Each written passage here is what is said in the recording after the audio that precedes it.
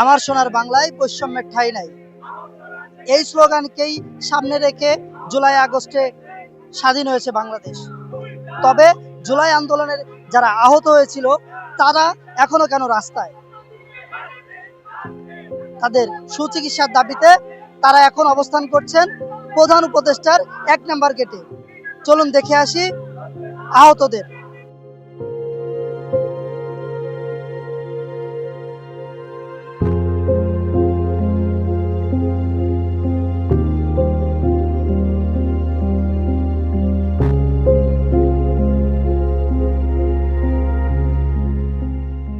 বৈষম্য বিরোধী আন্দোলনের আহতরা ২৯ ঘন্টা যাবত এখানে অবস্থান করছে। তারা বুধবার ৯টা থেকে লাগাতার এই কর্মসূচি পালন করছে।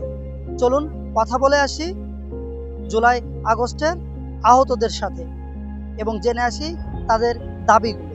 আমাদের দাবি হইল একটাই, ক্যাটাগরি দুইটা হবে, এ এবং বি। ক্যাটাগরি না কোনো বৈষম্য চলবে না, এটাই আমাদের মূল দাবি। আমাদের এখানে সবাই ম্যাক্সিমাম লোক আছে সি ক্যাটাগরি, সবাইকে আমরা সি ক্যাটাগরিতে বি ক্যাটাগরি নিতে চাই। মানে যারা চলাফেরা করতে অক্ষম, কর্মহীন, তারা থাকবে এক ক্যাটাগরি, আর যারা ভবিষ্যতে সুস্থ হবে এবং কাজ করতে সক্ষম তাদের থাকবে বি ক্যাটাগরি। আমাদেরকে ঘেরাও করে কোনো লাভ নাই, আমাদের কর্মসূচি এখানে পালন করবো, আমরা চলমান থাকবে।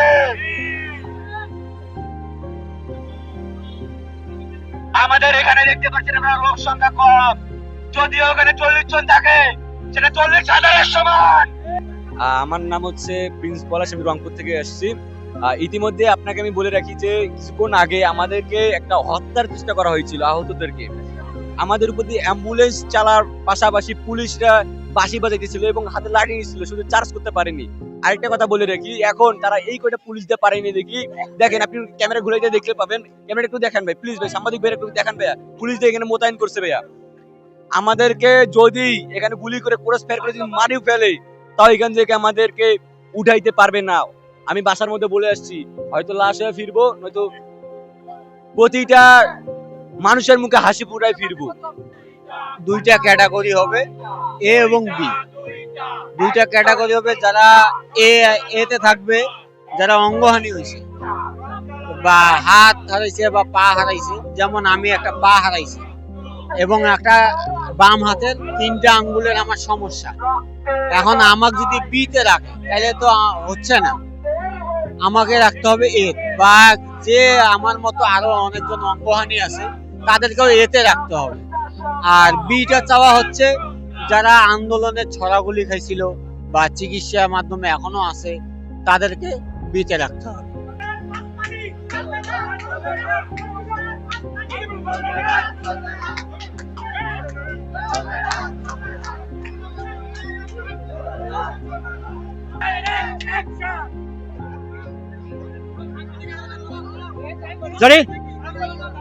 কোথায় নিয়ে যাবে? আমরা বুড়িগঙ্গা ফেলাবে, সম্ভবত বুড়িগঙ্গা আমাদের ফেলাই দেবে, হয়তো আমাদের আয়না ঘরে নিয়ে যাবে,